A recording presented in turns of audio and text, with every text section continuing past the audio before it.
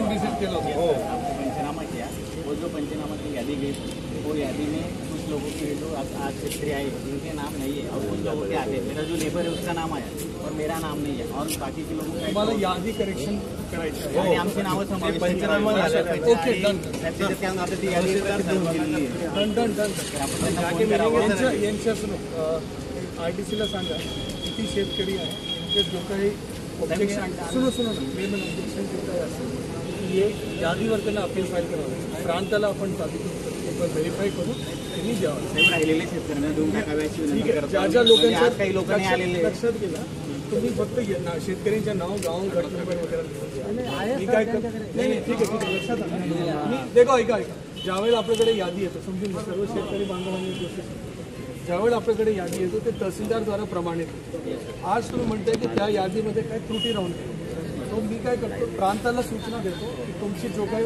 Objection असेल की माझं नाव चुकलं आहे यांचं नाव नाही आलं पाहिजे ते आलं दोन गोष्टी त्याची एक बार फेर तपासणी करू त्यांनी यादी फेर म्हणजे आपल्याला सबमिट करावं। सगळं खाली द्यायचं का आपल्याकडे नाही यादी करून प्रांताला देऊ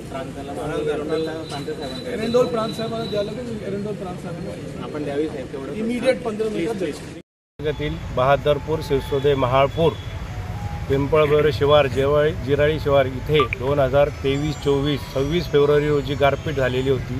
त्या संदर्भात आम्ही जिल्हाधिकारी कार्यालय आदरणीय श्री आयुष प्रसाद साहेबांना निवेदन देण्यासाठी इथं आलो होतो। आम्हाला जी यादी मिळालेली आहे त्यामध्ये पंचनामा केलेल्यांच्या शेतकऱ्यांचे नावं नाहीत, त्या नावांची आम्ही पाठपुरावा करण्यासाठी जिल्हाधिकारी कार्यालय या ठिकाणी आज मोर्चा घेऊन आलेलो आहोत। काय मागणी आहे? किती वर्षापासून तुमचं हा प्रलंब आहे? कशाच्या कारणाचे पैसे आहे? कधी गारपीट झाली होती? बघा 26 फेब्रुवारी रोजी गारपीट झाली। फेब्रुवारी मार्च एप्रिल मे जून जुलै जवळजवळ 9 महिने झाले।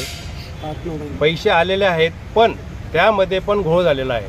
ज्यावेळेस तलाठी कृषी सहाय्यकांनी जी यादी तयार केली पंचनामे तयार केले त्यामध्ये काही शेतकऱ्यांच्या नावे पैसे पडलेले नाहीत।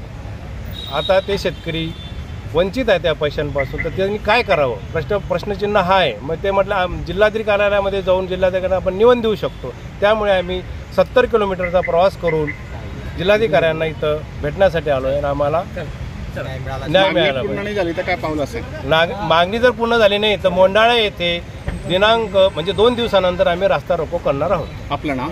अनिल सोनवणे।